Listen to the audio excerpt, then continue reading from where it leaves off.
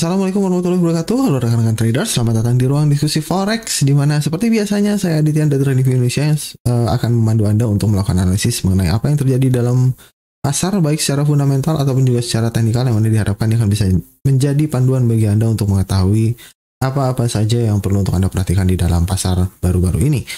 Dan tentunya seperti biasa saya ingatkan kepada rekan-rekan sekalian, jangan lupa untuk melakukan like dan subscribe video ini. Juga nyalakan tombol notifikasinya agar Anda tidak ketinggalan apabila kita melakukan live streaming kembali di kemudian hari. Oke, langsung saja kita masuk ke dalam pembahasannya. Tentunya kita tahu bahwa beberapa waktu ke belakang terdapat beberapa berita yang cukup menarik dan cukup sering munculnya.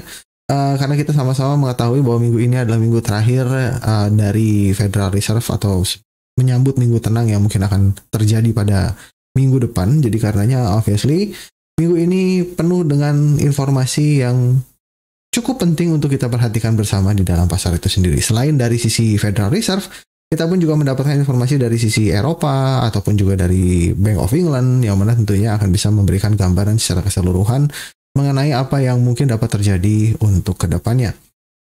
Sedikit banyak yang ingin saya highlight dulu, di mana per hari Rabu kemarin kita mendapatkan inflation rate dari Kanada ya yang cukup signifikan meningkat, tapi tidak terlalu banyak menjadikan ini sebagai suatu penggerak dari pasar untuk sementara waktu. Dan tentunya Anda pun juga mengetahui bahwa sebuah statement dari Governor Bank of Canada kemarin mengatakan bahwa mereka memungkinkan atau membuka possibilities untuk kembali menaikkan suku bunga pada meeting berikutnya. Dan kemudian di hari Kamis ini kita mendapatkan inflation rate dari New Zealand, yang mana cukup menarik di sini bahwa forecastnya atau nilai inflasinya tidak meningkat sesuai dengan forecastnya atau masih berada di dalam ranah yang cukup tolerable untuk sementara waktu. Meskipun demikian, year by year-nya seperti yang sudah kita sama-sama analisis sebelumnya, di sini berbeda dengan yang lainnya atau berbeda dengan central bank yang lainnya. Meskipun mencatatkan kenaikan, tapi tetap berada di bawah atau tetap juga berada di bawah forecast. Dan tentunya secara tidak langsung ini membuat sentimen terhadap New Zealand dollar agak sedikit uplift untuk sementara waktu, karena obviously kita bisa melihat bahwa inflasi yang terjadi tidak seburuk seperti apa yang diperkirakan oleh pasar secara keseluruhan. Nah, kemudian kita pun juga di hari ini mendapatkan adanya inflation rate dari Euro area, yang mana obviously kita bisa melihat bahwa berbeda dengan apa yang kita dapatkan dari Amerika, semua datanya mencatatkan adanya kenaikan yang cukup signifikan dibandingkan nilai sebelumnya. Meskipun demikian, inflation rate year by year-nya kita bisa melihat di sini cukup menariknya miss atau tidak sesuai dengan apa yang diproyeksikan oleh partisipan pasar, dan juga inflation rate yang ada di sini atau yang menginclude fuel dan juga food prices di sini juga mencatatkan nilai yang berada di bawah dari ekspektasi pasar. Meskipun nilainya tidak terlalu signifikan, tapi di sini kita melihat bahwa secara keseluruhan aktualisasi dari data yang keluar ternyata tidak seburuk di apa yang diperkirakan oleh pasar secara keseluruhan, dan tentunya ini adalah suatu pertimbangan yang cukup baik untuk kedepannya, terutama mengingat bahwa ada beberapa concern di mana untuk kedepannya partisipan pasar beberapa kali sudah menyatakan mengenai potensi dari plateauing ataupun juga picking up dari inflation. Dalam artian di sini picking up itu adalah inflasi sudah mencapai puncaknya. Meskipun pernyataan tersebut keluar dari sisi Amerika atau lebih terkhususkan kepada inflation rate yang ada di Amerika Serikat, tapi dengan data-data yang dalam artian di sini mencatatkan sebuah nilai yang jauh lebih baik dibandingkan proyeksi pasar secara keseluruhan, mengindikasikan bahwa market atau kondisi market saat ini mungkin tidak sepanas atau tidak lagi seburuk apa yang diperkirakan oleh partisipan pasar keseluruhan. Dan untuk kedepannya bukan mustahil bahwa kemungkinan terjadi penurunan dari nilai inflasi itu sendiri bisa saja muncul atau bisa saja timbul dalam beberapa waktu ke depan apabila katakanlah kondisinya mendukung untuk hal tersebut.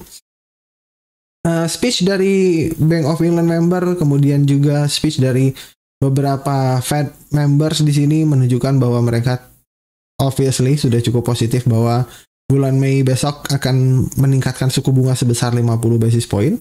Meskipun demikian, yang cukup menariknya di sini adalah bahwa partisipan pasar sepertinya melakukan pricing in terhadap rate hike yang jauh lebih agresif lagi untuk kedepannya. Meskipun itu sempat disangkal oleh Daly dan juga Evans dan juga beberapa member Fed lainnya, tapi tentunya kita perlu untuk sama-sama waspada mengenai potensi hal tersebut. Guideline seperti yang sudah saya katakan sebelumnya bahwa sekarang ini bukan lebih ke arah hike atau tidaknya ya, tapi lebih ke arah seberapa agresif dari Federal Reserve untuk menaikkan suku bunganya itu sendiri, dan itu adalah suatu hal yang jauh lebih penting untuk kita perhatikan untuk kedepannya, karena tentunya semakin agresif dari Federal Reserve untuk menaikkan suku bunga, maka itu dianggap oleh pasar sebagai suatu ciri dari risiko atau awal dari sesuatu yang mungkin menciptakan risiko di dalam pasar, karena adanya kemungkinan policy error ataupun juga stagflation, dan itu akan mampu untuk bisa mendongkrak US dollar untuk kembali bergerak naik. Meskipun demikian, apabila katakanlah kita melihat kondisi yang mana tentunya mendukung suatu perbaikan, dalam artian di sini inflasi yang berkurang, kondisi yang membaik, growth yang juga membaik, kemudian juga risk off sudah mulai kembali, faktor-faktornya seperti peperangan sudah mulai mereda, maka meskipun katakanlah Federal Reserve menaikkan suku bunga sebesar 50 basis point, ada kemungkinan yang sama besarnya bahwa pergerakan dari US dollar mungkin tidak sama seperti apa yang kita proyeksikan sebelumnya, yaitu adalah Anda perlu untuk sedikit banyak waspada terhadap kemungkinan US dollar justru bergerak turun apabila ternyata kondisinya membaik, walaupun dalam catatan di sini Federal Reserve tetap menaikkan suku bunga sebesar 50 basis point. Kembali lagi, kita perlu untuk mengingat bahwa apa yang sudah terjadi pada RBNZ yang lalu, kemudian Bank of Canada yang lalu, di mana mereka menaikkan suku bunga sebesar 50 basis point, justru yang terjadi pada mata uangnya justru adalah sebuah perlemahan, bukan penguatan. Apakah itu akan dapat terjadi kembali pada Federal Reserve ataupun juga USD? Itu yang perlu untuk kita analisis bersama. Tapi tentunya pada malam hari ini fokus kita akan terpusat kepada apa yang mungkin akan dikatakan oleh Jerome Powell pada malam hari ini. Keep in mind bahwa Jerome Powell di sini akan mengeluarkan speech setelah banyak 2 kali, yaitu di jam 10 dan juga jam 12. Jadi tentunya waspada terhadap kemungkinan adanya volatilitas, karena obviously ya, pernyataan dari Jerome Powell di sini mungkin bisa dianggap sebagai suatu final decision menjelang minggu tenang besok, dan juga rate hike yang mungkin akan dapat terjadi pada bulan Mei atau awal Mei, yaitu di 2 minggu lagi dari sekarang. Jadi karenanya saya sangat menyarankan kepada Anda bahwa sebelum Powell di sini mengeluarkan speech, jangan sampai lupakan Anda untuk meletakkan stop loss ya di dalam chart Anda, karena obviously volatilitas yang meningkat itu tidak akan bisa ditebak untuk sementara waktu apakah arahnya akan bergerak naik ataukah bergerak turun. Tapi yang jelas kita akan bisa tebak di sini adalah bahwa apabila volatilitas meningkat, maka risiko di dalam pasar pun juga akan meningkat. Jadi karena itu, saran saya, amankan posisi Anda dengan sebaik mungkin menjelang event ini, ataupun juga misalnya katakanlah, saya sudah menghitung risikonya, Anda harus hitung risikonya dengan baik, karena apabila itu tidak Anda lakukan, maka Anda akan berpotensi untuk bisa terekspos terhadap sebuah risiko yang tidak perlu di dalam apa yang mungkin terjadi pada malam hari ini. Keep in mind bahwa masih ada waktu 2 minggu sampai ke Fed rate decision nanti di tanggal 4 Mei. Jadi karenanya jangan terlalu berfokus atau jangan terlalu menganggap bahwa ini adalah momen do or die Anda ya, karena obviously di dalam pasar kesempatan itu akan selalu ada, dan bagaimana cara Anda memanage risiko Anda pada malam hari ini itu mungkin akan dapat mempengaruhi ataupun juga menentukan keberlangsungan akun Anda untuk kedepannya. Dan apabila katakanlah kedepannya ternyata sinyal ataupun juga kondisinya jauh lebih kondusif, maka dengan Anda menjaga balance Anda pada malam hari ini, itu akan bisa Anda gunakan dengan jauh lebih baik pada momen-momen yang akan mendatang. Jadi yang akan datang nanti. Jadi tentunya karena itu saya sangat menyarankan kepada Anda untuk lebih konservatif pada malam hari ini. Ingat bahwa di hari Jumat besok pun juga market closing ya, atau menjelang penghujung minggu. Jadi karenanya saya sangat menyarankan untuk lebih baik apabila Anda tidak memiliki sebuah posisi, tidak usah terburu-buru untuk membuka sebuah posisi baru. Kalaupun misalnya Anda sudah memiliki posisi, tentunya jangan lupakan stop loss Anda. Oke, kemudian di hari Jumat, inflation rate dari Jepang mungkin tidak akan terlalu banyak berpengaruh. Tentunya kita tahu bahwa BOJ sudah mengeluarkan policy yang cukup signifikan. Jadi tentunya selama policy tersebut masih in place atau masih berjalan, di mana proyeksinya mereka tetap akan melakukan pembelian Japanese government bond sampai tanggal 29 kalau saya tidak salah. Jadi tentunya ya obviously kita bisa melihat bahwa untuk sementara waktu at least setidaknya sampai ke jadwal yang sudah ditentukan dari BOJ itu sendiri, kemungkinan dari Japanese yen untuk terus melemah itu masih tetap ada. Dan di hari Jumat kita akan ditutup oleh speech juga dari Christine Lagarde dan juga Andrew Bailey tentunya akan menarik untuk melihat bagaimana pernyataan dari Christine Lagarde di sini, karena obviously beberapa member ECB sudah mulai terbuka terhadap rate hike di tahun ini. Tapi masalahnya sekarang kembali lagi bukan masalah rate hike-nya akan terjadi atau tidak, tapi lebih ke arah kapan rate hike-nya itu akan terjadi. Jadi tentunya guideline-nya di sini apabila katakanlah ECB semakin hawkish atau mempercepat tapering-nya, maka itu adalah suatu hal yang akan bersifat well supported. Saya tidak akan mengatakan bullish untuk euro, karena obviously untuk bisa euro bergerak bullish tentunya perlu untuk kita lihat adanya sesuatu yang terjadi dari USD terlebih dahulu.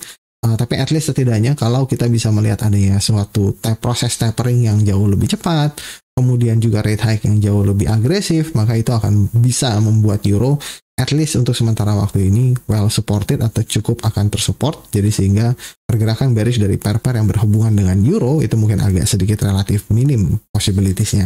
Walaupun tentunya kembali lagi perlu untuk saya ingatkan bahwa dalam melakukan trade, Anda melakukan trade di dalam sebuah pasangan mata uang, keep in mind bahwa yang saya maksudkan well supported dari euro mungkin saja apabila katakanlah tergantung pasangannya itu sendiri bisa menghasilkan sebuah efek yang berbeda.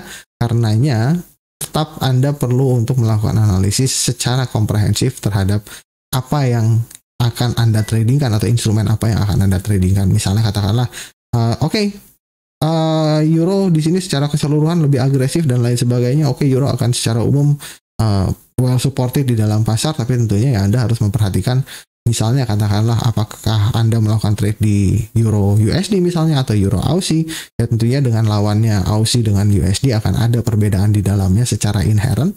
Jadi karena itu Anda tahu secara umum euronya well supported, jadi yang PR selanjutnya ya Anda cari tahu apakah kemungkinan yang akan dapat terjadi terhadap counterpartnya, yaitu Australian dollarnya misalnya atau USD-nya misalnya. Jadi karena itu kembali lagi saya ingatkan bahwa sebuah speech atau sebuah analisis fundamental itu hanya menjadi underlying faktor terhadap bias kita secara keseluruhan. Meskipun demikian bukan berarti bahwa apa yang kita dapatkan atau informasi yang ada di dalam pasar ini semerta-merta akan membuat seluruh euro atau seluruh USD bergerak dengan secara bersamaan. Jadi karena itu Anda perlu untuk sedikit banyak ya mulai mempertimbangkan untuk memilih pair-pair mana yang lebih ideal untuk Anda tradingkan, apa tergantung konteks yang sedang Anda amati di dalam pasar pada saat ini. Misalnya seperti katakanlah Governor Bailey di sini menggunakan sebuah statement yang cukup hawkish dan membuat pound sterling well supported, ya tentunya Anda di situ akan mulai mencoba untuk memilih kira-kira pair pound sterling mana yang sekiranya memiliki potensi untuk bisa mendapatkan advantage atau mendapatkan keunggulan tersendiri dari statement tersebut, ya, karena tidak semua pair akan bereaksi sama walaupun katakanlah sama-sama menggunakan pound sterling sebagai base dasarnya ya. Jadi karena itu di sini sebuah event yang mungkin erat kaitannya dengan uncertainties, kemudian juga kompleksitasnya juga cukup rumit ya untuk sementara waktu ini untuk kita pelajari kalau misalnya buat Anda yang baru pertama kali mempelajari fundamental. Tapi secara umum apabila Anda bisa melalui event yang penuh dengan ketidakpastian seperti ini dengan selamat, dalam artian di sini account Anda tidak sampai habis atau tidak sampai margin call, Anda akan mendapatkan sebuah pelajaran yang sangat berharga yang akan bisa membuat Anda jauh lebih baik lagi dalam melakukan trading untuk kedepannya. Jadi Anda pikirkan dalam jangka panjangnya, jangan hanya berpikir dalam jangka pendeknya saja. Baik itu Anda mengalami profit, baik itu Anda mengalami loss. Jadi karena semua yang ada di dalam pasar ini sebagai sebuah pelajaran, karena obviously apa yang terjadi pada saat ini unik ya, tidak terjadi sebelumnya di tahun-tahun sebelumnya atau di puluhan tahun ke belakang. Jadi karenanya ini akan menjadi senjata Anda untuk menghadapi gejolak yang ada di masa depan. Kalau misalnya katakanlah gejolaknya ternyata tidak seburuk seperti apa yang terjadi pada saat ini, obviously Anda akan bisa melaluinya dengan jauh lebih baik dibandingkan saat ini ya. Jadi karena itu hanya dengan kita bisa menyelamatkan account kita saja ya, itu sudah bisa memberikan begitu banyak keuntungan bagi diri kita sebagai seorang trader, terutama dalam meniti karir kita sebagai seorang trader dalam jangka panjang tentunya.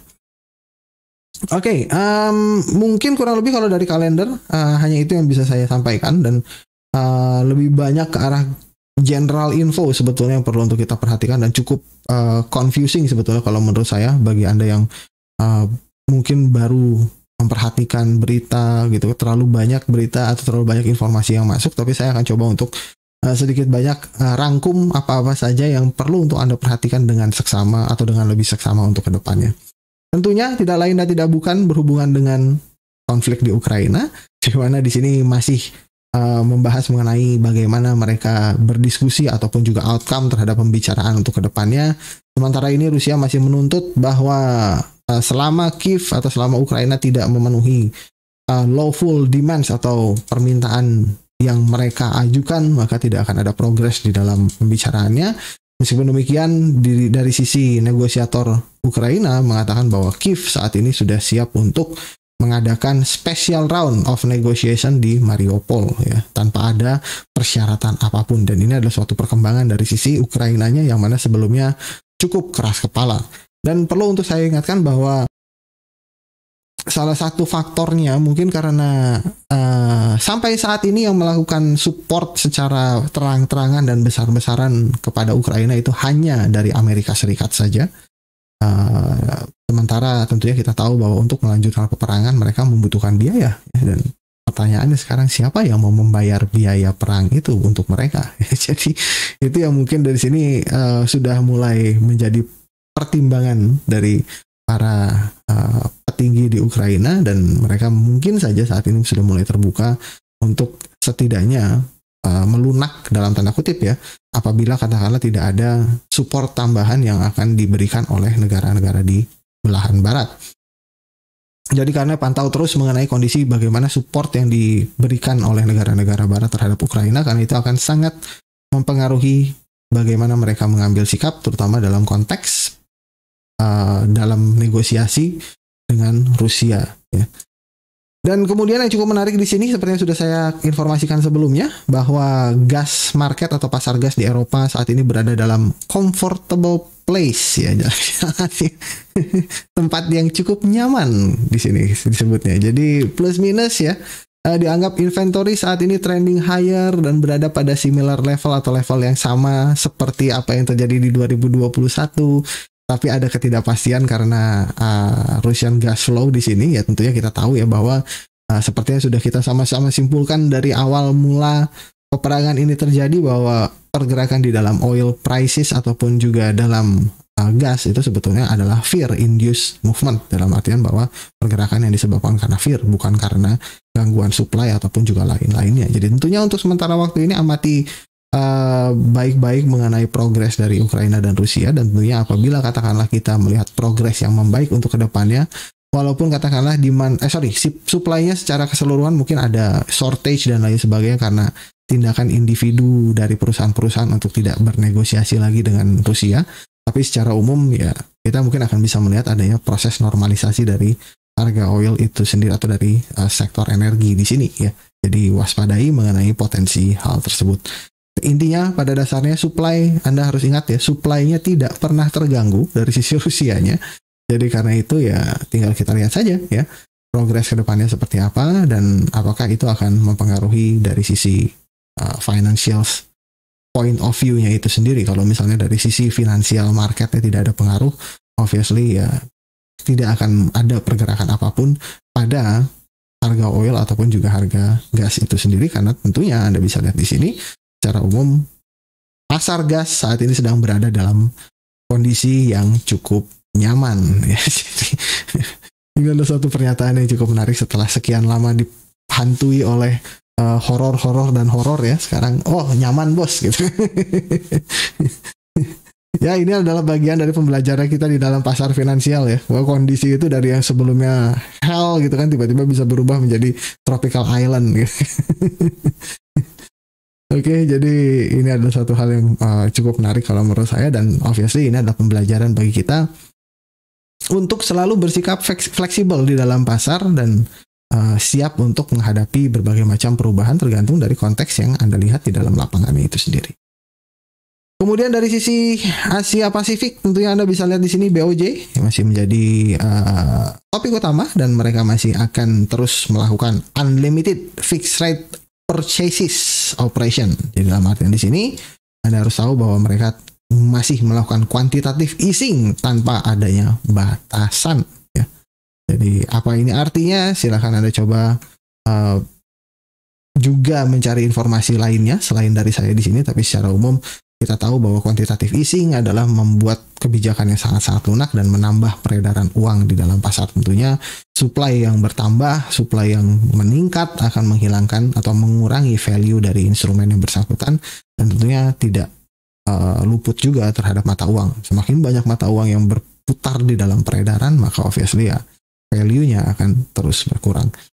Jadi tentunya kalau misalnya Anda melakukan trade di USD Yen saat ini, apabila Anda mencoba untuk bertanya-tanya bahwa kapan USD Yen akan bisa bergerak turun, maka jawabannya hanya ada dua. Yang pertama adalah mungkin pada saat BOJ menghentikan program fixed rate purchases-nya ini atau merubah kebijakan moneternya, atau yang kedua adalah terjadi perlemahan yang sangat-sangat signifikan terhadap US dollar, yang mana perlemahannya jauh lebih cepat daripada perlemahan dari Japanese Yen. Hanya dua itu yang bisa menyebabkan USD Yen untuk bergerak turun. Jadi selama Anda belum melihat adanya berita atau dari salah satu yang sudah saya sebutkan tadi, maka harap berhati-hati, bukan tidak boleh, boleh-boleh saja. Karena tentunya price action tetap berlangsung di dalam pasar, tapi at least ya setidaknya waspada dan juga lebih konservatif sebelum melakukan shorting atau sebelum mencoba untuk melawan counter atau melawan tren yang sedang berlangsung di USD Yen. Kembali lagi selalu saya akan ingatkan bahwa bersikap konservatif itu akan jauh lebih baik bagi Anda dalam jangka panjangnya daripada mencoba untuk melakukan sesuatu yang tentunya mungkin tidak dilakukan oleh para institusi ataupun juga pihak-pihak lain yang bisa memperhitungkan risiko yang ada di dalam pasar berdasarkan pergerakan yang terlihat di dalam chart itu sendiri. Oke, dan di sini informasi tambahan sedikit dari Cina bahwa Cina akan menurunkan suku bunganya. Dan ini sebetulnya sempat membuat Australian dollar sempat kembali menguat ya sedikit, dan tentunya Anda harus tahu bahwa lower benchmark lending rates di sini akan membantu atau mengelevate industri mereka dan juga bisnis mereka. Jadi tentunya penurunan suku bunga dari Cina itu dianggap adalah suatu hal yang positif bagi industri mereka secara keseluruhan. Walaupun saat ini yang tidak boleh Anda lupakan adalah bahwa pada statusnya Cina masih berada dalam kondisi yang lockdown. Jadi ya tentunya di dalam pasar sentimen bisa saja sway atau bergoyang karena adanya berita yang positif di tengah-tengah berita yang negatif. Itu cukup wajar jadi karenanya, tapi secara umum ya dalam jangka panjangnya Anda harus melihat dalam sudut pandang yang jauh lebih tinggi, dalam artian di sini fakta-fakta yang ada di lapangan apakah sudah juga berubah ataukah tidak. Dalam kasus ini tentunya Anda harus memperhatikan mengenai potensi apakah COVID lockdown ini akan diangkat atau tidak untuk kedepannya. Kemudian dari sisi ECB Anda bisa melihat bahwa ECB Guindos melihat bahwa QE akan berakhir di bulan Juli. Tentunya kita tahu bahwa menurut schedule-nya bulan Juli itu bulan Juni mereka mengakhiri atau melakukan purchases-nya sebesar hanya 20 billion euro ya, dari yang tadinya 50 billion dikurangi 40, kemudian dikurangi 30, dan di bulan Juni itu akan dikurangi lagi menjadi 20. Dan di sini menurut Windows ending di bulan Juli berarti tidak dari 20 tidak turun ke 10 tapi langsung 0 ya. Dan ini akan membuat jalan atau membuka jalan untuk rate hike di obviously dengan ini secara umum ya kita bisa lihat bahwa kemungkinan rate hike dari ECB di tahun ini meningkat, tapi tentunya kita tahu bahwa karena QE-nya baru berakhir di bulan Juli dan ini akan membuka jalan ya dalam tanda kutip untuk rate hike-nya. Jadi untuk rate hike-nya sendiri probabilitasnya untuk terjadi itu hanya atau baru kemungkinan besarnya baru mungkin akan dapat terjadi di kuartal keempat nanti. Jadi masih hanya perjalanannya masih cukup panjang loh ya untuk mengatakan bahwa oke, ECB atau Euro bisa bullish dari sekarang gitu. Mungkin masih terlalu dini untuk mengatakan hal tersebut. Ini adalah report dari member ECB yang lainnya. Rate increase mungkin ini cukup hawkish ya. Mereka mengatakan bahwa kenaikan suku bunga itu mungkin terjadi secepat di bulan Juli. Kemudian di sini mengatakan bahwa gradual approach itu tidak berarti slow response ya. Bisa jadi dalam artian gradual ini bukan berarti mereka bersikap lambat ya. Dan di sini menurut Kazaks di sini tidak perlu menunggu sampai untuk melihat wage growth, dan ini adalah suatu pernyataan yang plus minus ya. sangat-sangat hawkish ya, dan Anda bisa melihat bahwa termasuk dari Bundesbank presiden di sini juga mengatakan bahwa plus minus ya, sesuatu yang agresif perlu untuk dilakukan oleh ECB, tapi tentunya kita akan menunggu pernyataan dari Madame Lagarde di hari esok ya untuk menanggapi mengenai hal ini. Anda bisa lihat dari member yang lainnya pun juga sudah berubah kebijakannya atau pernyataannya dari dovish menjadi hawkish.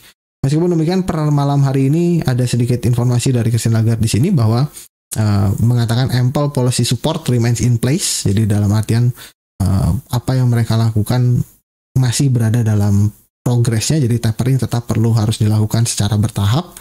Jadi belum memberikan clue sama sekali mengenai rate hike, dan policy masih tergantung dari data-data yang ada. Dan untuk sementara waktu ini datanya sebetulnya belum menunjukkan adanya perbaikan sama sekali ya. Jadi masih meningkat. Meskipun demikian, yang perlu untuk menjadi pertanyaan bagi Anda adalah karena adanya miss di sini atau miss projection atau miss forecast yang dilakukan oleh partisipan pasar, walaupun tidak terlalu banyak selisihnya ya, hanya 0,1%. Nah, tapi secara umum ya, kalau misalnya kita melihat sama seperti Federal Reserve lah ya, selama rate hike-nya atau selama inflasinya terus meningkat, maka possibilities mereka untuk menaikkan suku bunga atau setidaknya lebih agresif itu semakin besar. Kemudian di sini dari sisi Inggris dianggap memiliki growth yang paling lambat di antara G7 currencies, G7 countries ya, menurut IMF, dan obviously lah cukup wajar karena kita harus ingat bahwa Brexit pernah terjadi ya, jangan sampai lupa. Tapi di sini member dari Bank of England mengatakan bahwa monetary policy itu perlu untuk membuat inflation expectation ini terjangkar. Jadi dalam artian bahwa mereka bisa saja melakukan sesuatu yang lebih agresif, dan obviously Man di sini mengatakan apakah mereka akan mempertimbangkan apakah tambahan 25 basis point dalam artian menaikkan suku bunga sebesar 50 basis point perlu untuk dilakukan ataukah tidak pada meeting berikutnya. Jadi tentunya di bulan Mei ini akan ada suatu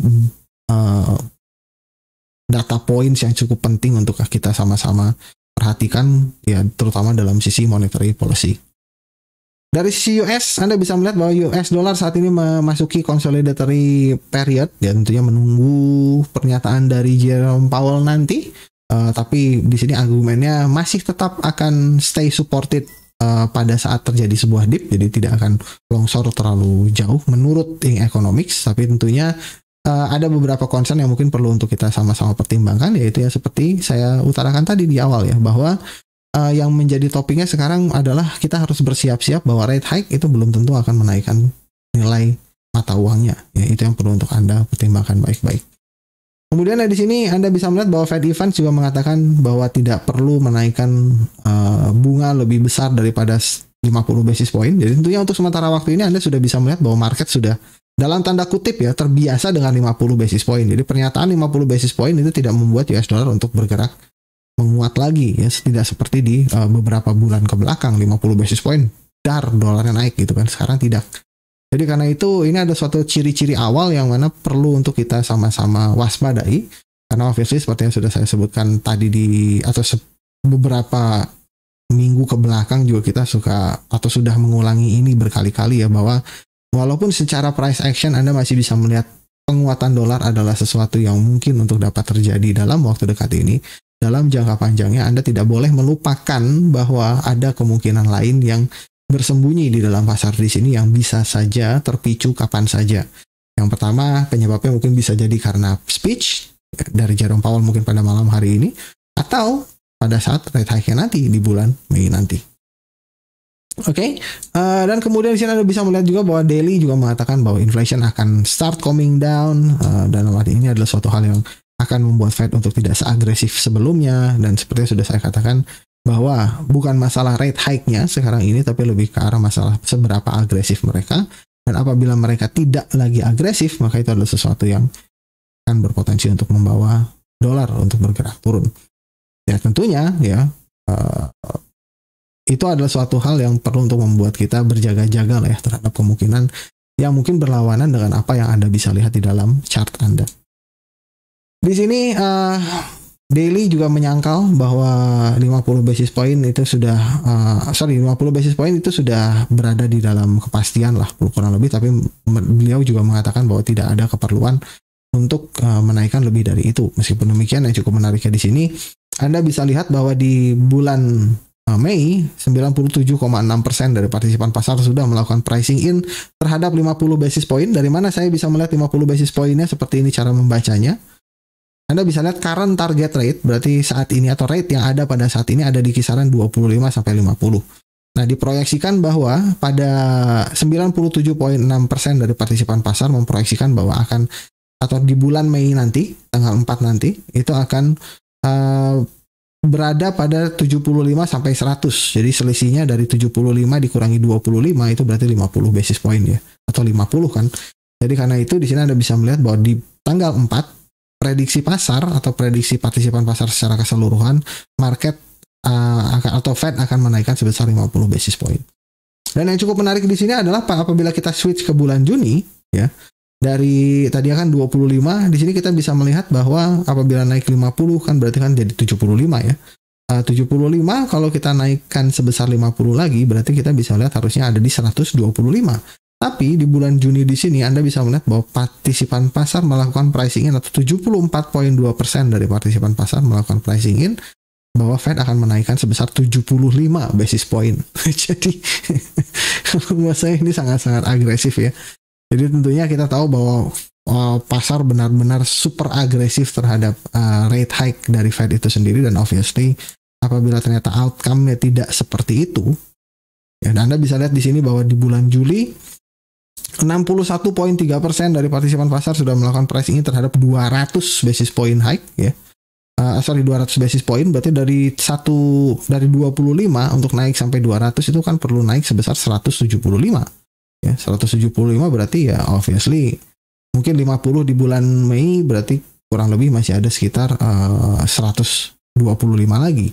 Kalau 125 berarti dibagi 2 kali meeting berarti 75 dan 75 ya. Jadi atau 75 dan 50 ya. Jadi karena itu kalau buat saya harap berhati-hati ya, uncertainty banyak di dalam pasar, dan tentunya ini akan bisa memicu sebuah outflow besar-besaran apabila katakanlah tidak sesuai dengan ekspektasi.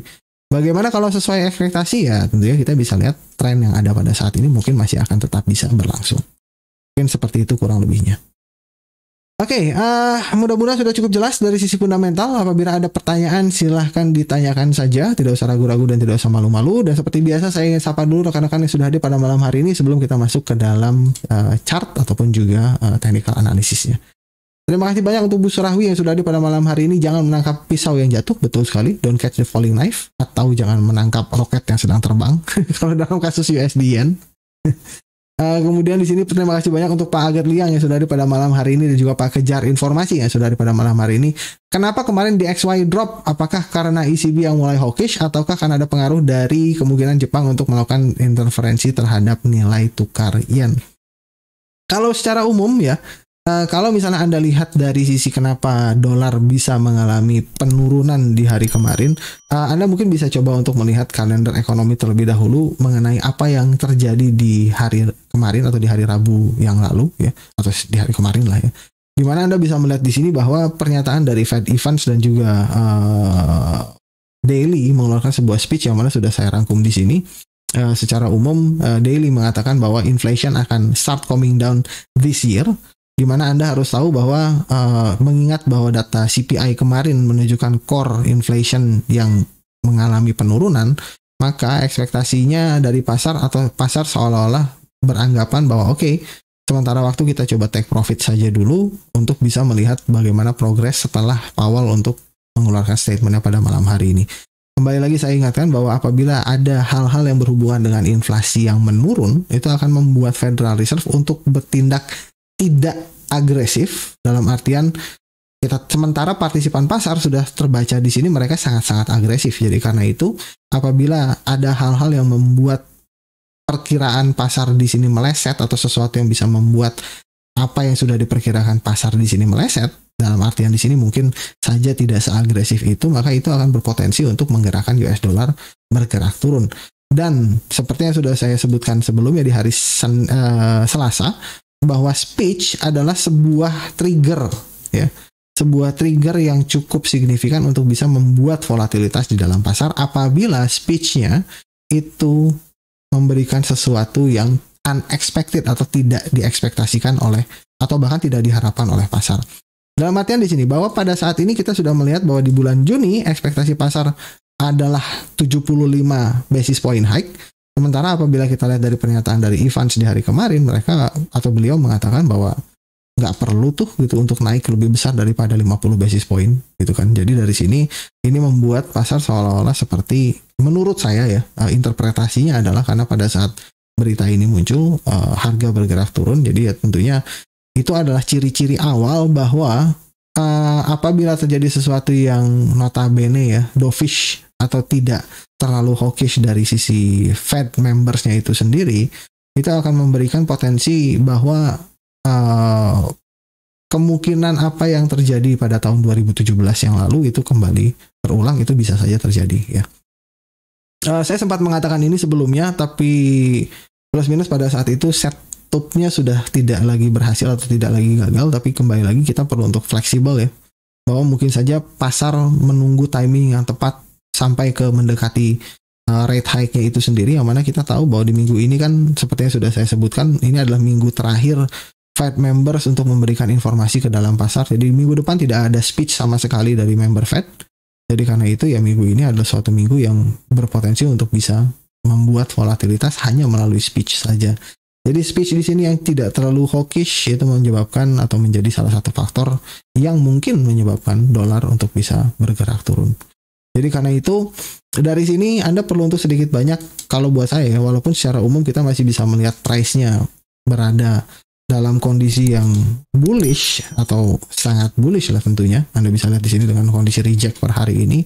Tapi dengan statement yang ada kemarin dan kemudian harga pun juga kick off dari 101 untuk turun ke arah bawah dari psychological level di sini, ada beberapa concern yang mungkin perlu untuk kita sama-sama perhatikan untuk kedepannya. At least setidaknya mewaspadai mengenai bahwa mungkin dolar tidak se-bullish seperti sebelumnya lagi. Jadi itu yang setidaknya perlu untuk kita waspadai, walaupun secara price action ini masih menunjukkan adanya potensi untuk kenaikan minimal per hari ini. Tapi tentunya Anda perlu untuk menyadari bahwa market saat ini masih belum tutup dan masih ada 100 atau level 100 yang ada di bawah sini yang sempat tadi diuji sebentar. Dan tentunya kita tahu bahwa jam 10 nanti atau sekitar 20 menit lagi Jerome Powell akan mengeluarkan statementnya. Jadi karena itu ya kita tunggu saja ya. Kalau ternyata statement Jerome Powell tidak terlalu hawkish atau tidak mendukung hawkishness yang dilihat oleh pasar seperti apa yang tercermin pada Fed Watch Tool tadi yang sudah kita lihat bersama, maka obviously ya ada kemungkinan bahwa market untuk bisa, atau USD untuk bisa tergerak atau bergerak turun kembali. Secara price action Anda bisa lihat di sini bahwa selama harga berada di bawah 100.5 masih ada kemungkinan harga untuk bisa revisit kembali ke 100 atau bahkan mungkin lebih bawah lagi kalau ternyata dilengkapi dengan suatu statement yang cukup dovish dari Jerome Powell. Oke, jadi kembali lagi saya ingatkan bahwa rate hike itu tidak berarti, atau 50 basis point rate hike itu untuk sementara waktu tidak berarti semerta-merta dolar untuk bergerak naik ya, tanpa batasan. Jadi karena itu Anda perlu untuk sedikit banyak waspada kalau misalnya Anda melakukan trade di US dollar. Walaupun secara price action kita masih belum melihat adanya clear distinction ya, atau adanya sebuah full reversal, tapi tentunya Anda bisa lihat bahwa ada kemungkinan per minggu ini market akan di-close dalam bentukan atau dalam posisi indecision seperti ini ya. Jadi karena itu kita lihat saja nanti sampai ke seperti apa statement atau pengumuman yang nanti akan atau speech yang akan dikeluarkan oleh Jerome Powell nanti. Basically yang perlu untuk Anda waspadai sekarang adalah lebih ke arah di sini sih ya. Kalau misalnya Anda lihat dari time frame daily, apakah harga bisa break ke bawah dari low yang ada di sini ataukah tidak? Kalau misalnya ternyata harga bisa at least setidaknya closing di bawah 100, maka itu indikasi yang cukup baik sebetulnya bahwa ada kemungkinan dolar akan mengalami rollover atau ini adalah sebuah peak yang sudah akan dicapai di tahun ini ya. Itu yang mungkin perlu untuk Anda waspadai. Saya tidak mengatakan itu yang akan dapat terjadi, kembali lagi seperti yang sudah saya informasikan sebelumnya di sini bahwa pada rate decision kemarin mungkin harga masih sempat bergerak naik ke arah atas ya. Dan juga di sini pada saat kita membuat decision point di area ini kalau saya tidak salah ya, harga sempat saya sempat membuat dua skenario kan pada saat kemarin, pada saat bukan rate decision, tapi pada saat inflation expectation ya, data inflasi keluar, ada skenario 1 dan skenario 2 sebetulnya pada saat itu. Yang mana obviously saat ini dua-dua skenarionya gagal, tapi kembali lagi bahwa rate decision berikutnya akan muncul di bulan Mei ya, yang mana obviously ini pun juga akan bisa menjadi suatu decision point, apakah dolar akan kembali terus bergerak naik ke arah atas dengan catatan inflasi meningkat, Fed yang agresif, atau justru sebaliknya, Fed tidak agresif dan kemudian inflasi berkurang dengan sendirinya ya. Jadi sekarang kembali lagi saya ingatkan, bukan masalah rate hike-nya atau bukan masalah mereka akan menaikkan suku bunga ataukah tidak, tapi lebih ke arah apakah akan agresif ataukah akan tidak agresif. Kurang lebih seperti itu. Kalau ECB mempengaruhi dolar mungkin tidak ya kalau menurut saya, tapi dolar mempengaruhi ECB itu cukup wajar karena saat ini banyak central bank yang tentunya akan memfokuskan perhatiannya terhadap kebijakan seperti apa yang akan diambil oleh US dollar, karena obviously kan kita tahu bahwa statusnya sebagai sebuah reserve currency, kemudian juga statusnya juga sebagai sebuah safe haven saat ini, itu kan membuat dolar ini menjadi king ya, atau raja di dalam mata uang lainnya dibandingkan mata uang yang lainnya. Dan obviously dengan transaksi global semuanya mengacu pada US dollar ya, at least sebelum peperangan terjadi kemarin, central bank itu tentunya akan perlu untuk melihat atau mengamati seperti apa perkembangan dari US dollarnya itu sendiri secara internal, agar mereka bisa menanggulangi perbedaan selisih dari exchange rate yang dapat terjadi karena dolar yang meningkat ya. Jadi karena itu untuk mengatakan bahwa ECB yang mempengaruhi US dollar mungkin tidak kalau menurut saya, tapi dalam kasus ini Anda harus tahu bahwa yang terjadi pada US dollar atau yang terjadi pada Federal Reserve atau market di US pada saat ini adalah bahwa apabila katakanlah marketnya menganggap bahwa kondisi ini atau kondisi saat ini masih viable, masih bisa untuk terjadi sebuah growth, pasar saham masih bisa mendapatkan earning yang bagus untuk kedepannya, maka itu adalah sesuatu yang akan membuat mereka berpindah mode dari risk off menjadi risk on. Dan tentunya pada saat mereka berpindah menjadi risk on, walaupun katakanlah rate hike itu terjadi, selama rate hike-nya tidak terlalu agresif, mereka akan sudah mengkalkulasikan mengenai up and down-nya lah ya. Mungkin bisa dikatakan bahwa oke, kalau misalnya rate 50 naik basis poinnya, maka profit kita atau profit margin kita akan berkurang sekian persen, tapi masih oke misalnya. Jadi dari situ apabila pasar sudah menganggap bahwa 50 basis point itu bukanlah sesuatu hal yang menakutkan, maka obviously ya walaupun rate-nya meningkat atau rate-nya naik sekalipun, dolar akan bisa tetap bergerak turun. Itu yang perlu untuk Anda waspadai pada saat ini, karena price action-nya sebetulnya masih menunjukkan harga untuk bisa bergerak naik ke arah atas, tapi fundamentalnya menunjukkan bahwa Anda perlu untuk berhati-hati terhadap kemungkinan yang sebaliknya. Jadi karena itu apabila Anda melakukan buy di USD, secara teknikal Anda berada dalam posisi yang benar, tapi secara fundamental Anda harus mempertimbangkan bahwa penggunaan stop loss Anda harus jauh lebih ketat dibandingkan sebelumnya. Setidaknya untuk mengantisipasi kemungkinan yang terburuk ya, seperti yang saya katakan tadi, tiba-tiba adanya shifting in sentiment di dalam US dollar itu sendiri. Oke, mudah-mudahan sudah cukup jelas ya penjelasannya. Dan kemudian terima kasih banyak untuk Pak Virgo Siregar yang sudah ada pada malam hari ini, dan juga Pak Sempurna Hijau yang sudah ada pada malam hari ini. Waalaikumsalam warahmatullahi wabarakatuh. Di sini requestnya adalah seller position dari New Zealand dollar. Dari sisi fundamentalnya mungkin Anda perlu untuk mempertimbangkan dari sisi USD-nya ya, karena obviously kita di sini sudah membahas dari US dollarnya seperti apa. Kalau Anda melihat ada suatu potensi perlemahan dari US dollar, maka obviously ya itu akan bisa membuat harga untuk bisa break ke arah atas. Tapi kembali lagi saya ingatkan bahwa secara teknikal mayoritas pair yang ada di sini atau pair yang berhubungan dengan US dollar, apabila kita melihat dari time frame daily sebetulnya itu masih menunjukkan potensinya untuk bisa bergerak turun ya. Nah, Anda bisa lihat di sini retest ke area support, kemudian break, kemudian retest lagi di sini, dan apabila ini adalah suatu retracement, obviously apabila harga bisa closing di bawah dari low yang ada di sini ataupun juga 2019 open, itu akan membuka pintu bagi harga untuk bisa turun lebih dalam dan mengejar ke level berikutnya, yaitu yang ada di area support ini, atau bahkan mungkin di 2020 open. Tapi kembali lagi saya ingatkan bahwa kalau Anda melakukan trade dengan asumsi bahwa US dollar akan menguat, Anda perlu untuk secara lebih ketat menggunakan stop loss. Karena apa? Dari sisi fundamentalnya, pada malam hari ini bisa saja terjadi suatu hal yang bertolak belakang tergantung dari speech yang dikeluarkan oleh Jerome Powell nanti. Secara teknikal Anda masih memiliki potensi bahwa harga bisa turun untuk ke arah bawah, tapi dari sisi fundamentalnya Anda perlu untuk plus minus ya, mewaspadai mengenai potensi perubahan sentimen di dalam pasar pada. Oke, mudah-mudahan sudah cukup jelas ya untuk posisinya di sini, Pak Sempurna Hijau.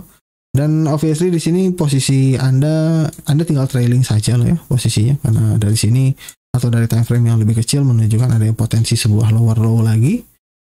Walaupun ya tentunya Anda bisa lihat di sini 2019 open atau low yang ada di sini menjadi decision point dalam time frame yang lebih pendek ya. Karena obviously di sini Anda pun juga tidak boleh melupakan ada sebuah area transisi minor yang mungkin akan menarik untuk diperhatikan, at least setidaknya sampai ke speech dari Jerome Powell nanti ya.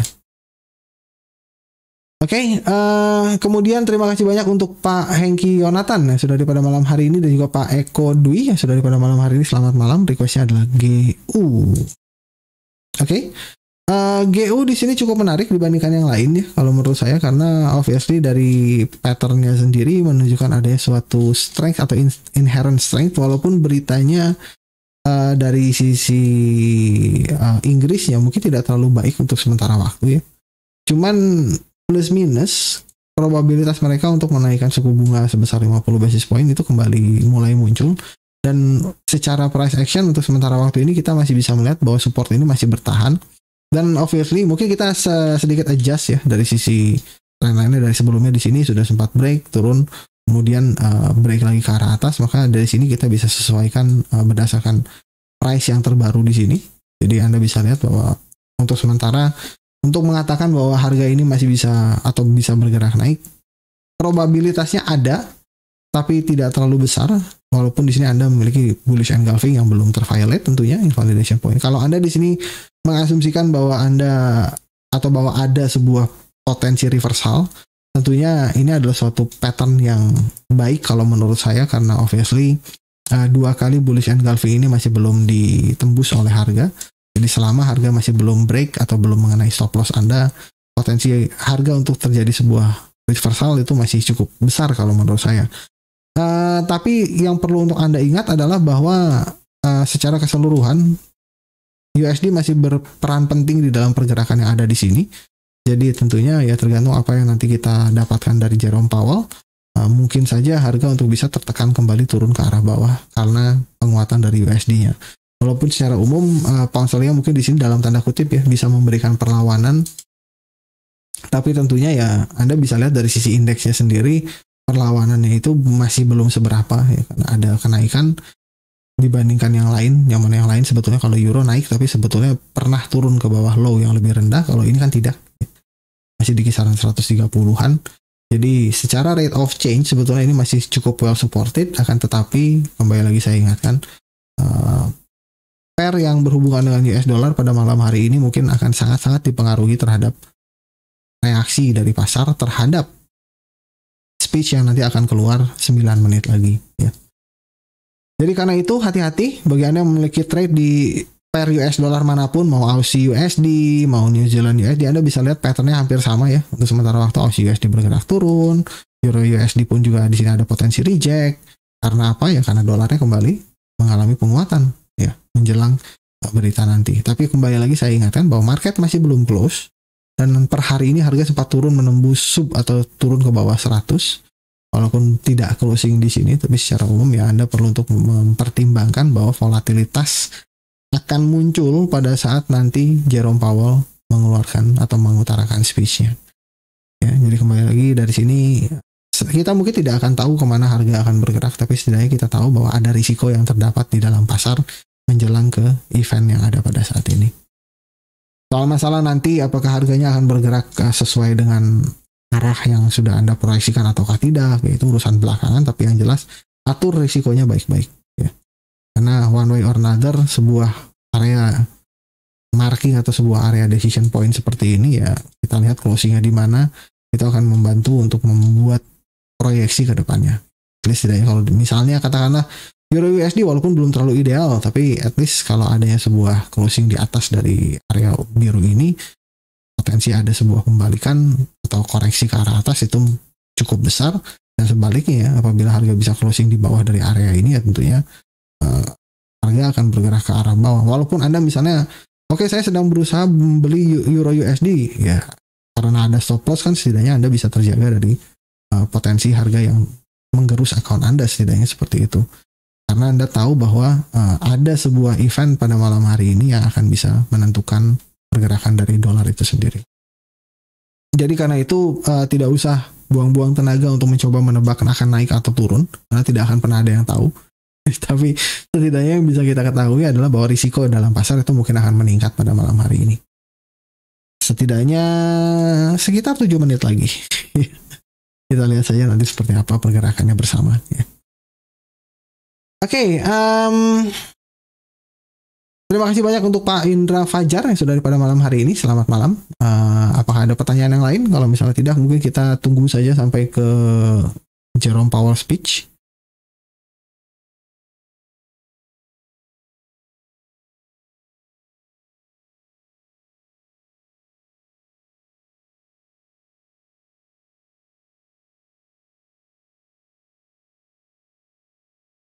Sebetulnya kalau kita lihat dari time frame yang lebih kecil ya, yang cukup menariknya di sini kalau kita lihat dari time frame 2 jam, potensi reversal itu sudah mulai muncul karena ada sebuah potensi atau ada sebuah lower low ya, relevansinya terhadap low sebelumnya yang ada di sini. Tapi kembali lagi ya kita harus tahu bahwa dalam jangka pendek itu pergerakan pasar mungkin disertai dengan noise, jadi karenanya ya sebaiknya atau jauh lebih baik bagi kita untuk melakukan analisis dari time frame yang jauh lebih tinggi ya, seperti yang biasanya saya rekomendasikan, gunakan time frame daily untuk bisa menentukan, walaupun tidak 100% lah ya, tidak ada yang 100% di dalam pasar, tapi at least Anda akan akan terhindar dari kemungkinan jebakan-jebakan noise seperti ini dalam mengambil posisi ya. Setidaknya tidak akan membuat revenge trading dan lain sebagainya lah. Mungkin kurang lebih seperti itu. Ini apa jadi seperti ini? Ya.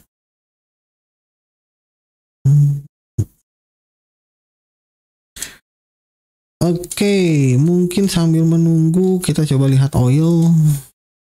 Oil saat ini posisinya tertekan ke arah bawah dan saat ini mencoba untuk melakukan break di area ini. Markingnya mungkin masih tetap sama, kita lihat saja. Selama harga masih berada di bawah atau di sub 105, itu masih bisa berpotensi untuk bisa mendorong harga untuk turun ke arah bawah dari sisi oilnya. Tentunya kalau dari sisi oil melemah, maka Canadian dollar juga akan mengalami potensi untuk perlemahan. Dalam artian di sini dengan catatan kita bisa melihat adanya suatu bagaimana hubungan antara Canadian dollar dengan US dollarnya juga pada saat ini. Kalau misalnya kita melihat sebuah rate of change yang relatif hampir sama, yang mana sebelumnya sudah kita lihat di area-area ini ya, maka agak sedikit sulit sebetulnya untuk melihat pergerakannya jangan lebih objektif, tapi ya secara umum ya marking yang kita miliki di sini juga akan membantu, dan kita bisa lihat bahwa area 2018 open ini akan menjadi suatu decision point terhadap kedepannya. Kalau harga bisa break ke arah atas kembali, itu akan bisa membawa harga untuk bisa naik, dan kalau harga ternyata berada di bawah 2018 open, maka itu akan masih bisa mendorong harga untuk turun ke arah bawah. Dan perlu untuk saya ingatkan bahwa selain dari Canadian dollarnya atau selain dari hubungannya dengan oil tadi, Anda harus mengingat bahwa US dollar pada malam hari ini adalah main mover, salah satu main movernya. Pak Virgo di sini boleh XAU karena ada boleh.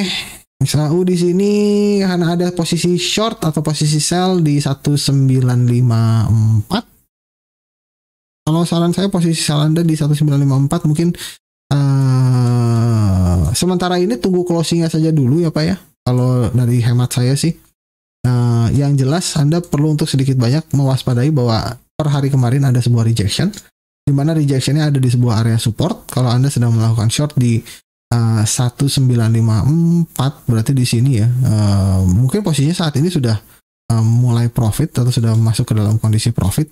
Tapi saran saya Anda letakkan stop loss saja di atas ini ya, di atas high atau di atas area ini, karena apabila terjadi suatu breakout ke arah atas atau kembalikan ke arah atas, maka itu akan menegaskan bahwa ini adalah sebuah double bottom ya. Dan Anda harus tahu bahwa dengan posisi yang ada pada saat ini, walaupun tidak berarti harga akan berbalik di sini, tapi secara price actionnya break, retest, potensi harga untuk bisa berlanjut kembali ke arah atas itu masih cukup besar lah secara teknikalnya ya. Jadi masalah nanti apakah harga akan berbalik ke arah atas atau tidak, saya tidak tahu tentunya. Tergantung dari nanti mungkin dari pernyataan Jerome Powell juga per malam hari ini. Apabila memang ternyata bisa membuat volatilitas yang meningkat di US dollarnya, obviously itu akan bisa mempengaruhi juga sampai ke gold di sini. Tapi secara umum untuk berjaga-jaga, invalidation stop sell Anda ada di atas ini ya. Mungkin Anda bisa letakkan di area 1958 sebagai titik batas akhirnya. Kalau harga bisa break ke arah atas dari area ini, maka itu menegaskan kepada Anda bahwa Anda tidak lagi dapat melakukan sell, atau sell Anda sudah tidak lagi viable karena potensinya harga akan bisa naik ke arah atas atau sampai ke 2000 kembali. Time frame-nya H1 mungkin kurang lebih tidak banyak berbeda ya. Sama saja kurang lebih di sini. Mungkin ya kalau misalnya Anda lebih yakin lagi ya, stop loss-nya bisa atau lebih agresif lah ya. Stop loss Anda bisa Anda letakkan di sini dari struktur yang terdekat misalnya. Ini kan sempat Anda melihat ada sebuah drop, retrace ya kan. Ini retest ke area ini kan, kalau misalnya asumsinya seperti itu. Ya mungkin Anda bisa set di break even saja lah, kalau boleh saya sarankan sih. Kalau misalnya ada sell-nya di 1945, mungkin set break even juga bagus untuk bisa setidaknya ya tidak terlalu berisiko-risiko amat. Tapi kembali lagi ya, sebetulnya kalau dari struktur atau dari sisi struktural, titik invalidasi Anda atau invalid dari stop sell-nya itu ada di atas ini secara struktur, bukan di sini ya. Walaupun apabila harga mengenai ke break even Anda di sini, probabilitas harga untuk break ke arah atas itu ya semakin tinggi, betul. Tapi invalidasinya baru terjadi di sini. Dan kembali lagi saya ingatkan bahwa double bottom di sini tidak valid sebelum neckline-nya tertembus, dan belum tentu neckline-nya tertembus.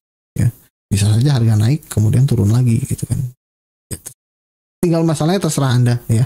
Anda ingin menempatkan stop loss Anda di break even sekarang, atau Anda ingin memberikan sedikit ruang bagi harga untuk bergerak, walaupun ternyata kalau dari sisi gold kan mungkin tidak sedikit juga ya, dari 54 ke 58 ya lumayan sih. Tapi pada dasarnya kita tidak boleh memungkiri lah ya bahwa pada faktanya titik invalidasinya ada di sini ya. Kalau melihat di sini kan ada potensi double bottom ya, potensi kita belum tahu ini akan jadi double bottom atau tembus ke arah bawah kan, tidak tahu. Tapi tentunya yang kita tahu adalah bahwa double bottom ini baru bisa valid kalau harga bisa break ke atas neckline ini. Jadi kesimpulannya kalau Anda melakukan short di sini, tentunya double bottom ini kan sesuatu hal yang menyatakan harga akan berbalik ke atas dong. Yang menyatakan bahwa double bottom ini menunjukkan bahwa short Anda atau sell Anda sudah tidak lagi valid. Di mana titik pernyataan tersebut secara harga ya ada di neckline ini. Ya sesuai dengan teori dari double bottom. Tapi kalau misalnya Anda merasa bahwa dari time frame 1 jam atau dari price action yang lebih kecil lagi, misalnya kan ini anggap misalnya masuk ke 30 menit gitu kan, Anda bisa lihat bahwa ini kan sudah break retest, bisa saja harga turun lebih dalam ya. Anda mau taruh stop loss-nya di break even ya tidak masalah ya di area ini juga. Karena kan prinsipnya sebuah downtrend itu adalah sebuah lower high, dan lower high. Pada saat harga bisa membuat higher high, baik itu dari sini ataupun dari sini, ya itu sudah invalid juga sebetulnya. Downtrendnya ya, atau pergerakan turun ya. Walaupun demikian, yang ingin saya tegaskan di sini adalah meletakkan invalidasi di atas struktur dalam jangka panjang atau yang lebih besar itu lebih preferable kalau buat saya, karena bisa saja harga karena terbawa noise ya, harga bisa saja dari turun di sini kan turun nih, naik turun ke arah bawah, bisa saja harga bergerak seperti ini ya, hanya untuk kena noise karena volatilitas meningkat, karena stop loss Anda, kemudian harga di sini tidak jelas, kemudian turun lagi ya bisa saja gitu kan. Tapi ya tentunya walaupun ini bisa terjadi, yang saya tahu juga adalah bahwa saya tidak mau melakukan sell lagi kalau misalnya harga sudah bergerak seperti ini misalnya. Nah, bagaimana kalau misalnya ternyata harganya turun lagi ya? Kalau misalnya ternyata harganya turun lagi dan kemudian retest ke area ini, ada pattern-pattern buat masuk, ya tinggal masuk lagi. Jauh lebih gampang. Tapi at least setidaknya pada saat Anda menunggu dari posisi harga naik sampai turun lagi ke bawah ini, balance Anda aman gitu kan, karena Anda sudah keluar dari pasar. Mau nanti seperti apa ya itu urusan belakangan. Tapi intinya, kalau buat saya akan jauh lebih baik untuk bersikap sangat-sangat konservatif, terutama dalam kondisi yang ada pada saat. Oke, di sini Pak Sempurna Hijau requestnya pound sterling New Zealand buyer position dan juga NZD CAD seller position. Di sini mana Powellnya belum mengeluarkan speech-nya kayaknya. Sebentar saya coba cari.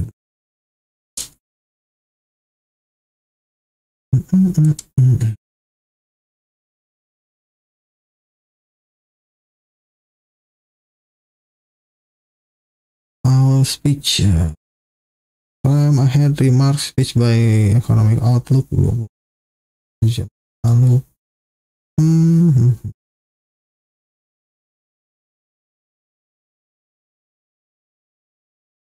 tidak ada, mungkin belum mengeluarkan statement di mana ya, tidak ada publiknya tumben, biasanya suka ada linknya federalreserve.gov.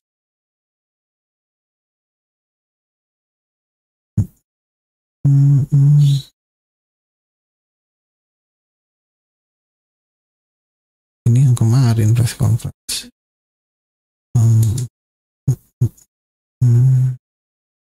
Speeches. Claire Brainerd.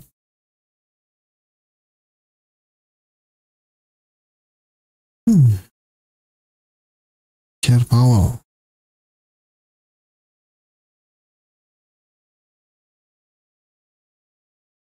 Restoring price stability.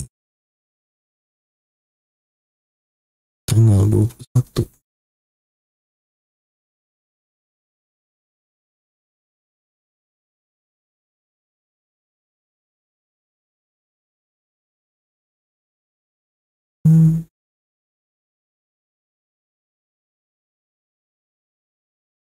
Masih belum mulai sepertinya.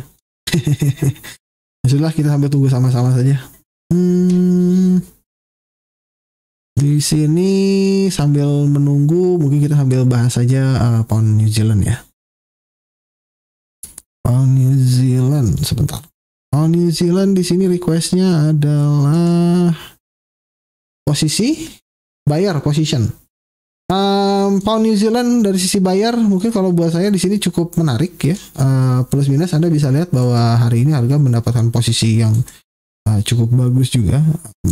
Dalam artinya sudah mendapatkan traksi kembali ke arah atas. Secara umum kalau Anda melihat dari sisi price actionnya, ini adalah sebuah area yang sebetulnya sudah kick off ya dari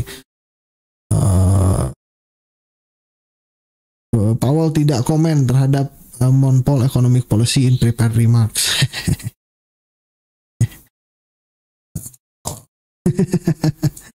Timingnya bagus ya. Jadi, tahu banyak yang nonton, jadi tidak mengeluarkan statement ekonomi, tapi nanti kita lihatlah wawancaranya seperti apa. Oke, secara umum dari sini Anda bisa lihat bahwa harga melakukan break potensi retest ya. Selama harga berada di atas dari area ini, obviously Anda bisa melakukan targeting terhadap 2020 open kalau buat saya. Secara umum kita lihat dulu saja closingnya di mana per malam hari ini. Kalau misalnya Anda bisa melihat adanya sebuah bullish engulfing atau bullish ya, candle bullish lah, mungkin piercing kalau di sini, Anda bisa coba untuk tarik saja proyeksi satu-satunya kalau mau mudah seperti ini, low ke high, kemudian Anda proyeksikan seperti ini dari high ke low, dan Anda sudah bisa melihat bahwa target berikutnya ada di atasnya ya. Dengan catatan bahwa harga bullish per malam hari ini. Jadi kalau misalnya Anda saat ini posisinya sedang buying position atau sedang holding buy, ya tentunya Anda bisa targetkan at least 2020 open ataupun juga 1.9700 in respon terhadap pergerakan naik yang atau impuls yang ada di sini ya. Tentunya stop loss nanti Anda letakkan di bawah dari low yang ada di bawah sini. Nah, ini cukup menarik lah ya, cukup jelas secara keseluruhan pound sterlingnya juga saat ini sedang mendapatkan traksi. Tapi mungkin yang perlu untuk Anda pertimbangkan adalah dari sisi New Zealand-nya ya. Apakah akan mendapatkan traksi juga karena hubungan dagangnya dengan Cina nanti, atau Cina ya sudah kembali tidak melakukan lockdown? Ya kita tidak tahu ya. Tapi basically saat ini yang bisa kita lihat adalah pound sterling cukup outperform dari sisi New Zealand atau dibandingkan New Zealand ataupun juga pair secara keseluruhan ya kalau kita lihat dari indeksnya. Walaupun secara umum ya masih bergerak turun juga, tapi karena masih bisa bertahan di atas 130 dibandingkan ke yang lain masih cukup well supported. Secara price actionnya ya kita lihat saja. Jadi Anda di sini juga tergantung dengan rate of change untuk sementara waktu. Apakah commodity currencies yang mendapatkan traksi terlebih dahulu ataukah pound sterlingnya atau financial currencies yang mendapatkan traksinya terlebih dahulu ya, itu yang menjadi PR Anda untuk Anda analisis. Tapi untuk sementara waktu ini kita tahu bahwa commodity currency anginnya sedang agak sedikit meredup ya karena lockdown di Cina. Sementara financial currencies mungkin akan mendapatkan angin segar karena ya dolarnya ya, atau ada potensi perubahan dari sisi dolar ataupun juga mereka yang mungkin bertindak lebih agresif dalam meeting berikutnya. Di sini Powell sepertinya tidak mengeluarkan komentar apa-apa terhadap monetary policy, jadi mungkin kita anggap saja tidak terdapat hal yang signifikan untuk sementara waktu. Tapi kembali lagi, speech-nya akan ada 2 kali, nanti di jam 12 malam juga. Ya, kita lihat apakah beliau akan mengeluarkan sebuah komentar di jam 12 malam nanti. Secara umum ya kita bisa lihat mungkin market masih akan mencoba untuk melakukan decision point-nya atau menentukan keputusannya akan membawa ke arah mana sampai nanti lewat jam 12 ya. Jadi pantau saja baik-baik atau jangan hilangkan dulu stop loss Anda ya. Tetap gunakan stop loss Anda untuk mencegah hal-hal yang tidak diinginkan. Dari sisi New Zealand Canadian dollar, Anda bisa lihat bahwa ya New Zealand dolarnya sendiri juga masih belum terlalu terapresiasi dan saat ini posisinya juga tertekan, ditambah lagi Canadian dolarnya yang mungkin sedikit mendapatkan traksi karena oil sempat bergerak naik per hari ini, walaupun secara umum ya ada pelemahan, tapi kita bisa lihat bahwa secara atau dalam 1 minggu ke belakang plus minus ya ini mendapatkan apresiasi dari 95 kembali ke atas 100. Jadi cukup well supported dari sisi Canadian dolarnya, dan juga dengan adanya kenaikan suku bunga dari BOC, kemudian komentari yang kemarin juga cukup positif ya, atau cukup hawkish dari Bank of Canada Chairman Canada BOC ya, sempat mengatakan bahwa mereka terbuka untuk melakukan rate hike kembali. Jadi tentunya kita bisa lihat bahwa untuk sementara waktu ini dari sisi fundamentalnya sebetulnya posisi dari Kanada itu masih jauh lebih kuat dibandingkan dari New Zealandnya yang masih terganggu karena plus minus ya lockdown yang terjadi di Cina itu sendiri. Jadi untuk sementara waktu Anda bisa gunakan marking yang ada di sini sebagai acuan Anda, dan juga kalau dilihat dari time frame yang lebih besarnya, mungkin low yang ada terjadi di sini akan menjadi area yang cukup menarik untuk bisa Anda jadikan target jangka menengah atau jangka panjangnya. Secara umum dari time frame daily-nya ya berarti Anda akan expect bahwa harga akan masih bisa turun ke arah bawah untuk mengejar low sebelumnya yang ada di sini. Dari sisi pergerakan price action-nya sendiri Anda bisa melihat di sini bahwa break, retest, break dari time frame yang lebih kecil pun juga Anda bisa lihat lower low terus terjadi, dan apabila Anda sedang melakukan short atau seller position, tentunya ya tinggal trailing saja ya. Selama harga masih membentuk sebuah lower high, lower high ini adalah acuan bagi Anda untuk meletakkan stop loss ya kalau buat saya. Dan lower low adalah sebuah konfirmasi bahwa harga masih akan terus berlanjut turun ke arah bawah. Jadi setelah ada lower low di sini, tentunya lower high ini adalah area stop loss Anda yang paling agresif ya. Kalau Anda mau trailing seperti ini atau mau less agresif bisa di atas di sini. Tapi secara umum ya ada lower low konfirmasi, Anda sudah bisa pindahkan stop lossnya dari sini misalnya ke sini atau ke sini. Nanti kalau misalnya harga membentuk sebuah lower low lagi, Anda bisa pindahkan lagi berdasarkan high terakhir atau lower high yang ada. Jadi sudah mulai bisa di trailing, dan target Anda ultimately ada di bawah dari atau di weekly support yang ada di bawah ini, yaitu di harga 0.83500-an yang mana merupakan titik low yang sempat tercapai juga di bulan Januari lalu. Oke, mudah-mudahan sudah cukup jelas untuk New Zealand CAD-nya, dan sampai saat ini kita masih belum melihat adanya gold. Tadi sudah saya bahas, Bu. Jadi nanti bisa dilihat saja mengenai gold secara umum. Tadi saya sudah bahas belum lama sih sebetulnya. Tadi menjawab pertanyaan dari Pak Virgo mengenai beliau ada posisi short harus seperti apa. Sudah saya jelaskan dengan cukup komprehensif mengenai invalidasinya di mana dan juga apa yang harus Anda waspadai di sini. Oke, karena tidak ada apa-apa, ternyata tidak sesuai dengan ekspektasi ya. Volatilitasnya justru kick in sebelum jam 11, dan saat ini karena Powell juga tidak mengeluarkan komentar apapun mengenai monetary policy,